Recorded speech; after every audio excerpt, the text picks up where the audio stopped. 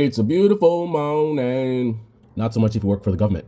No one's talking about this. If you work for the government, the federal government, not just in the way that you might think. You might be thinking, oh, I might get laid off. Obviously, everyone's talking about that. Well, there's some other damage that no one's talking about. Think about this for a second. If you're a landlord and you're struggling right now and someone wants to rent from you, and that person happens to work for the federal government, it would be extremely risky for you to rent to a federal worker right now. Think about it. That's got to be the most unstable job to have right now. And that means there's going to be other impacts as well, because if you're a federal worker and you're pretty skilled, you're pretty strategic in your thinking, you're probably looking for another job right now. All right, why sit around waiting for them to just randomly cut you and give you 15 minutes to leave?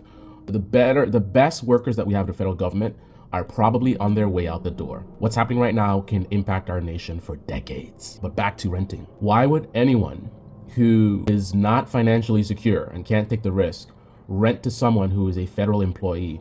It would be the equivalent of renting to someone who has a credit perhaps as bad as mine. Imagine someone with a 500 credit score. You're gonna have a hard time renting, and that's because you're seen as a big risk. You know, you might end up, can't pay the rent or whatever, and then it's a big liability. The person has to pay their mortgage for a small landlord, right? If you're a federal worker, I don't know, 500 is low enough. It might be a 400 credit score. I'm not saying your credit score is gonna be affected, but it's the same thing. Like, what does that indicate when you have a 500 credit score? It tells people that, you know, you're high risk of ending up defaulting, right?